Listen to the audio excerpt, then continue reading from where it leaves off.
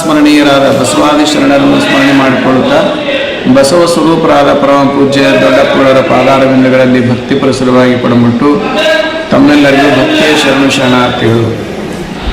ಇವತ್ತು ನಮ್ಮ ಸುರಕ್ಷಾ ಸೇವಾ ಸಂಸ್ಥೆ ನಮ್ಮ ನಗರದಲ್ಲಿ ಒಂದು ವೃದ್ಧಾಶ್ರಮವನ್ನು ನಡೆಸ್ತಾ ಇದೆ. ಅನಾಥಾಶ್ರಮವನ್ನು ಭಾಳ ವ್ಯವಸ್ಥಿತವಾಗಿ ಮತ್ತು ಭಕ್ತಿಯಿಂದ ಕರುಣೆಯಿಂದ ಅದನ್ನು ನಡೆಸ್ತಾರೆ. ಆ ರುದ್ರದೆಲ್ಲ ಸೇರಿ ಹುಟ್ಟಹಬ್ಬ ಮಾಡ್ತಾರೆ. ಆ ರುದ್ರನ್ನೆಲ್ಲ ಕರ್ಕೊಂಡು ಜಾತ್ರೆ ಕರ್ಕೊಂಡು ಹೋಗ್ತಾರೆ ಮತ್ತು ಪ್ರವಾಸಕ್ಕೆ ಕರ್ಕೊಂಡು ಹೋಗ್ತಾರೆ. ಮನೆಯಲ್ಲಿ ತಂದೆ ತಾಯಿ ಹೆಂಗೆ ಜೋಪಾನ ಮಾಡ್ತಾರೋ ಹಂಗೆ ಜೋಪಾನ ಮಾಡ್ತಾರೆ. ಯಾವತ್ತೂ ಹೊಸ ಬಟ್ಟೆ ಹಾಕ್ತಾರೆ ಮತ್ತು ಹಬ್ಬ ಹುಣ್ಣಿಮೆಯಲ್ಲಿ ಏನೇನು ಮನೆಯಾಗ ಪ್ರಸಾದ ಮಾಡಿದ್ರೆ ಎಲ್ಲ ಪ್ರಸಾದ ಮಾಡಿಸ್ತಾರೆ. ಹಬ್ಬ ಹುಣ್ಣಿಮೆಯಾಗ ಸಹಿತ ಅವರಿಗೆ ಮನೇನ ನೆನಪಾರ್ಯಾರ ವೃದ್ಧರೆಲ್ಲರೂ. ನಾವು ಇಲ್ಲೇ ಇರ್ತೇವಪ್ಪ, ನಮ್ಮ ಮನೆ ಬೇಡ ಅಂತಾರೆ.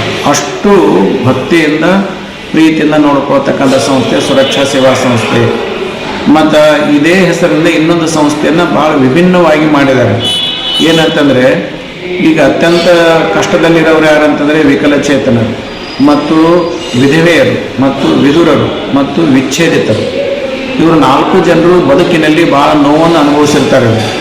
ಅದಕ್ಕಾಗಿ ಮತ್ತವರಿಗೆ ಮರುಜನ್ಮವನ್ನು ಕೊಡಲಿಕ್ಕೆ, ಮರು ಜೀವನವನ್ನು ಕೊಡಲಿಕ್ಕೆ ಇವರು ಅದರದೇ ಆದಂಥ ಒಂದು ವಧುವರರ ಕೇಂದ್ರ ಮಾಡಿದ್ದಾರೆ. ವಧುವರರ ಮಾಹಿತಿ ಕೇಂದ್ರ. ಕೇವಲ ವಧುವರ ಮಾಹಿತಿ ಕೇಂದ್ರ ಯಾರಿಗೆಂದರೆ ವಿಕಲಚೇತನರಿಗೆ, ವಿಚ್ಛೇದಿತರಿಗೆ, ವಿಧುರರಿಗೆ, ವಿಧವೆಯರಿಗೆ, ಈ 4 ವರ್ಗದ ಜನರಿಗೆ ಮಾತ್ರ ಈ ಮಾಹಿತಿ ಕೇಂದ್ರ ಮಾಡಿದ್ದಾರೆ. ಅಂದರೆ ಮತ್ತೆ ಹೊಸ ಜೀವನ ಕಟ್ಟಿಕೊಡೋಣ ಅಂತ ತಿಳ್ಕೊಂಡೆ. ಅದಕ್ಕಾಗಿ ಇದೊಂದು ಭಾಳ ವಿಶಿಷ್ಟವಾದಂಥ ಒಂದು ಸಂಸ್ಥೆ ಐತಿ. ಅದಕ್ಕೆ ನೀವೆಲ್ಲರೂ ವಿಕಲಚೇತನರು, ವಿಧವೆಯರು, ವಿಧವರು, ವಿಚ್ಛೇದಿತರು ತಮ್ಮ ಹೆಸರುಗಳನ್ನು ಈ ಸಂಸ್ಥೆಯಲ್ಲಿ ನೋಂದಾಯಿಸ್ರಿ. ಮತ್ತು ಹೆಣ್ಣು ಗಂಡು ಕೂಡ ನೋಂದಾಯಿಸ್ತಾರೆ. ಮತ್ತು ಯಾರ್ಯಾರಿಗೆ ಹೆಂಗೆ ಹೊಂದಾಣಿಕೆ ಹಾಕೋದು ಹೊಂದಾಣಿಕೆ ಮಾಡ್ತಾರೆ. ಅದಕ್ಕೆ ಅವರವರ ಎಜುಕೇಷನ್ನು, ಅವರವರ ಏಜು ಹಿಂಗೆ ಮಾಡೋ ಪ್ರಕಾರ ಹೊಂದಿಸ್ತಾರೆ. ಅದಕ್ಕಾಗಿ ದಯವಿಟ್ಟು ಏನೈತಲ್ಲ ನೀವು ಎಲ್ಲ ವಿಧುರರು, ವಿಧವೆಯರು, ವಿಚ್ಛೇದಿತರು, ವಿಕಲಚೇತನರು ಎಲ್ಲ ಹೆಸರು ನೋಂದಾಯಿಸಬೇಕು ಅಂತ ತಿಳ್ಕೊಂಡೇಳಿ ತಮ್ಮಲ್ಲಿ ವಿನಂತಿಯನ್ನು ಮಾಡ್ಕೊಳ್ತೇವೆ.